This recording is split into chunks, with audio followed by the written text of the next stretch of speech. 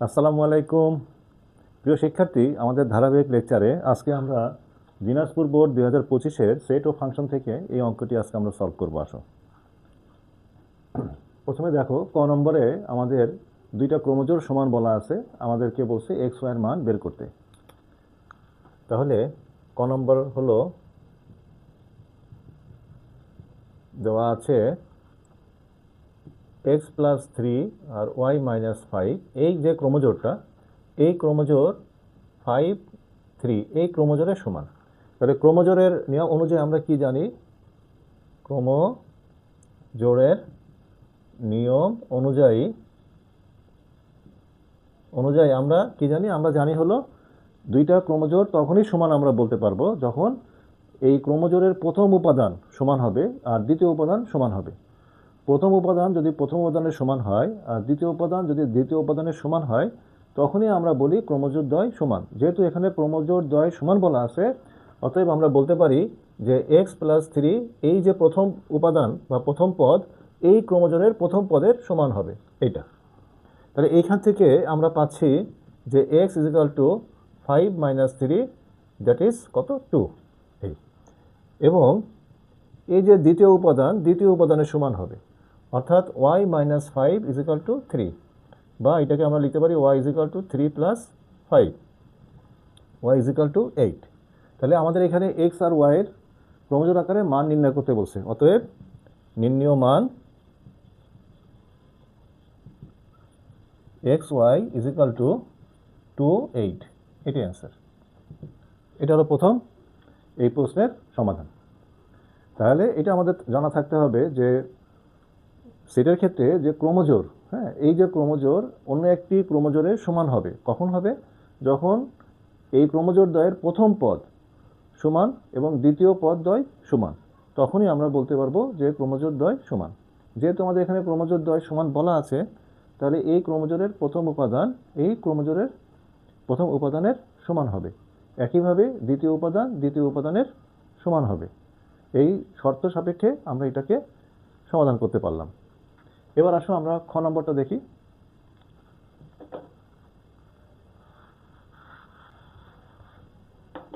খ নম্বরে আমাদেরকে এই সেটের মান বের করতে বলছে এবং এই সেটের মান বের করতে বলছে। আমাদের এখানে বি, সি এবং ডি এই মানগুলো আমার এখান থেকে বের করে নিয়ে আসতে হবে। তাহলে আসো আমরা একে একে মান বের করি। তো আমার এখানে বি, সি এবং ডি এর মান লাগবে। তা বি এর মান আমাদের এখানে দেওয়া আছে, বি সমান দেওয়া আছে হলো এক্স সাচ দ্যাট এক্স মৌলিক সংখ্যা এবং এক্স লেস দেন 13। তাহলে এটার অর্থ কি? এটার অর্থ হলো, অর্থাৎ যে সকল স্বাভাবিক মৌলিক সংখ্যা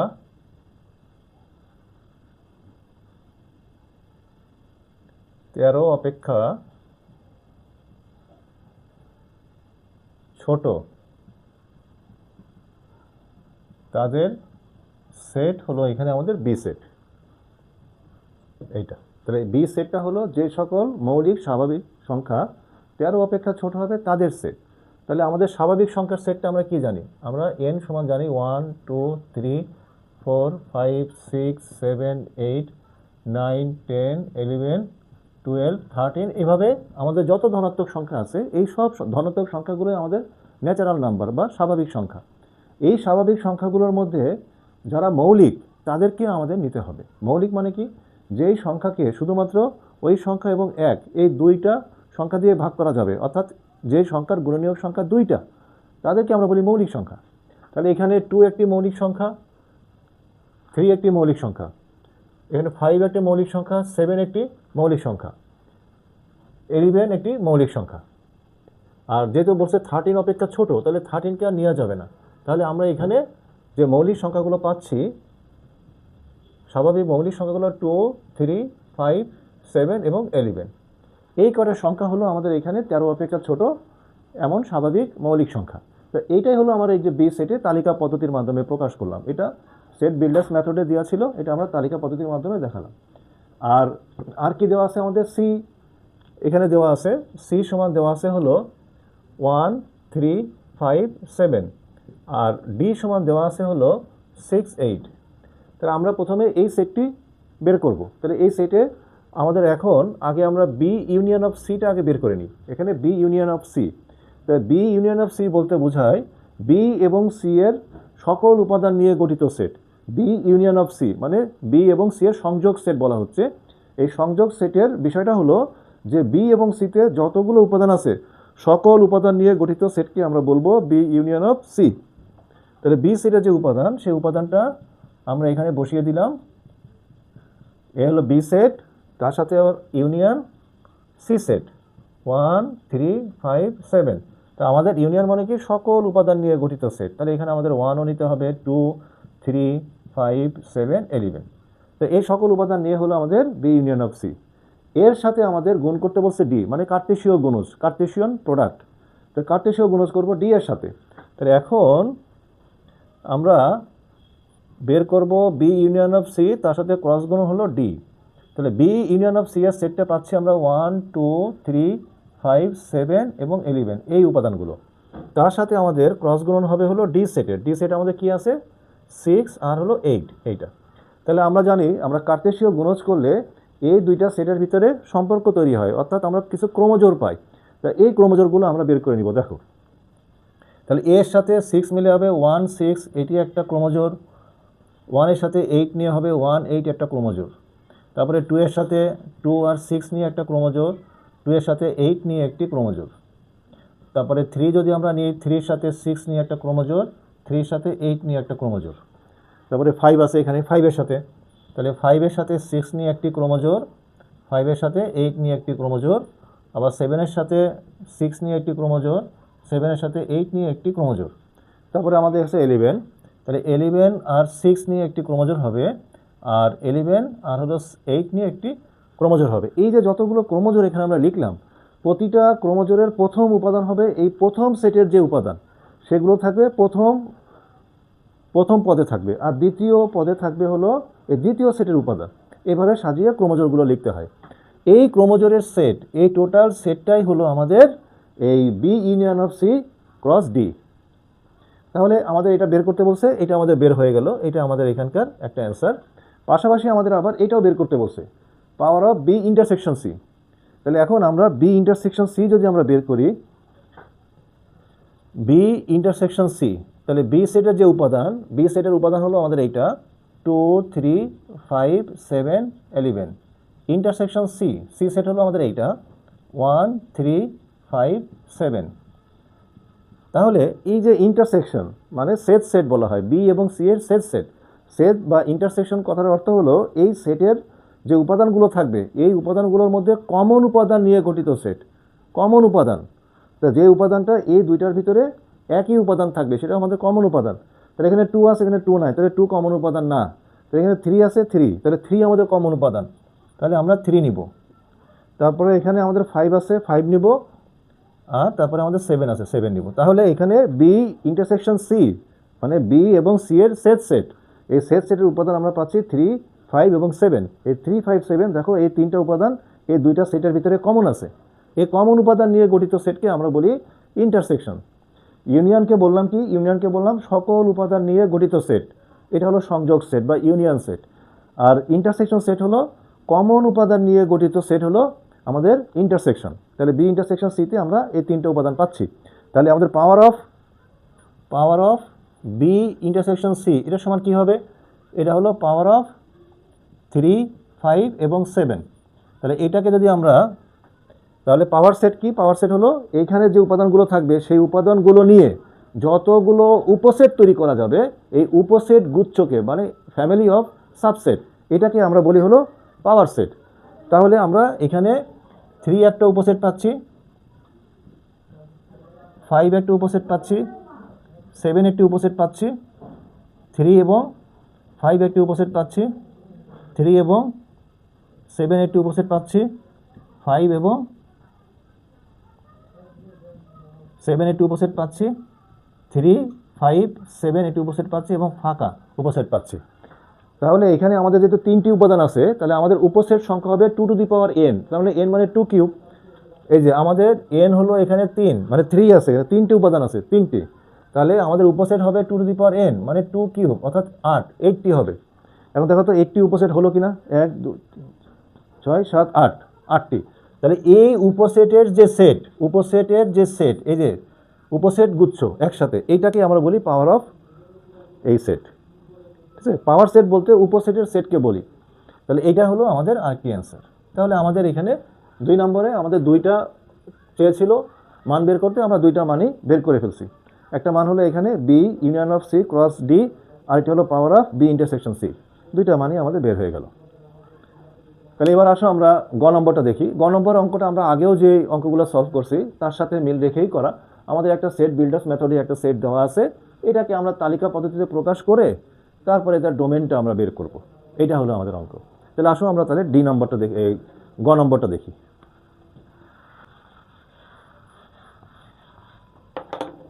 এবার আসো আমরা গ নম্বরটা দেখি। গ নম্বরে আর অন্যটিকে তালিকা পদ্ধতিতে প্রকাশ করতে বলছে, তার মানে এটা আমাদের সেট বিল্ডার্স মেথড বা সেট গঠন পদ্ধতিতে দেওয়া আছে, এটা আমরা তালিকা পদ্ধতিতে প্রকাশ করব। তাহলে এখানে আমাদের দেওয়া আছে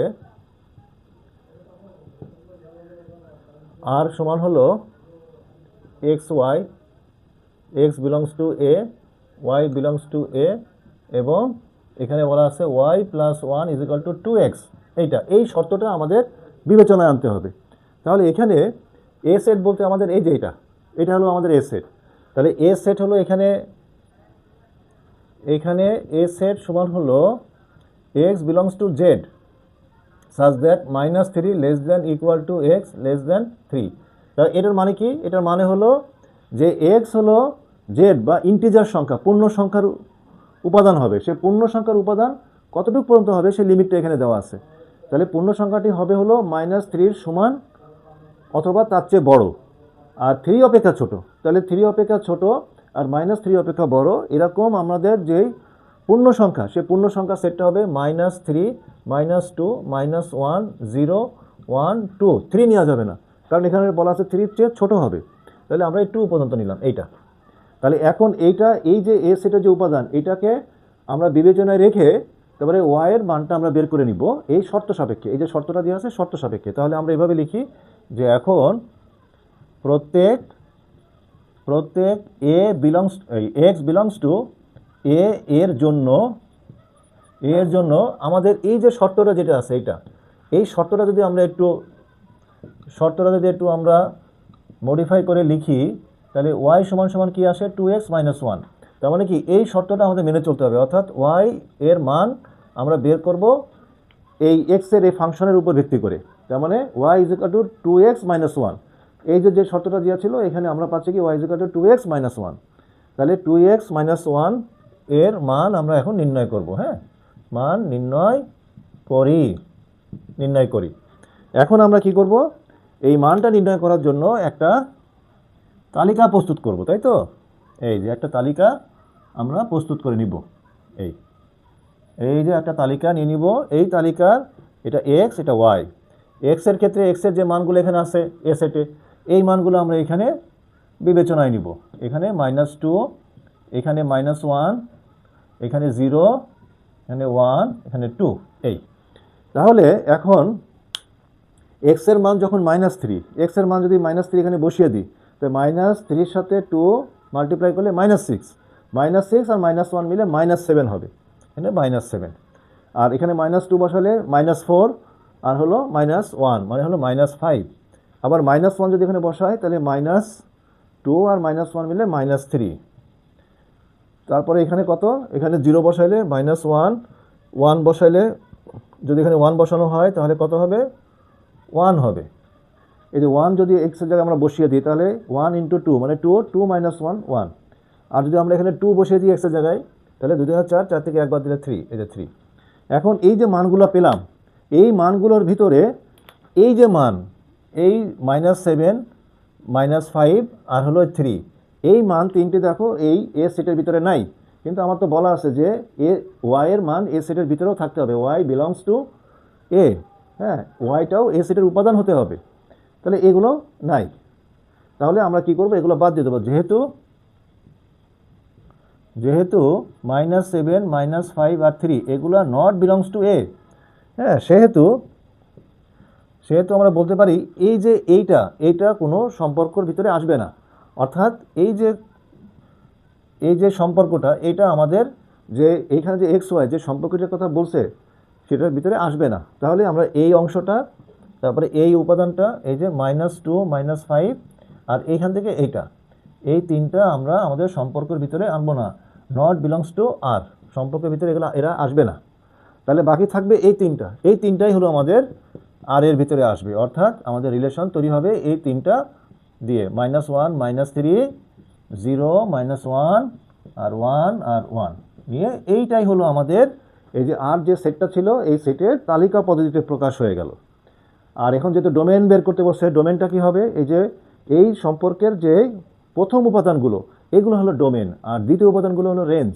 তাহলে প্রথম উপাদানগুলো হলো আমার ডোমেন। তাহলে ডোমেন কি হবে, ডোমেন আর সমান হবে হলো এখানে প্রথম উপাদান -1, এখানে 0 আর এখানে 1। তাহলে এইটা হলো আমার ডোমেন, এইটাই হলো অ্যান্সার। তাহলে সেট ফাংশনের ম্যাথ কিন্তু খুব একটা জটিল না, হ্যাঁ, একই টাইপের ম্যাথ বারবার আসে। তাহলে এই যে টাইপ ভিত্তিক এই যে ম্যাথগুলো, এগুলো তোমরা ভালোভাবে প্র্যাকটিস করবা এবং বুঝে করার চেষ্টা করবা। তাহলে ঠিক আছে, আজকে এই পর্যন্ত থাকলো। আল্লাহ হাফেজ।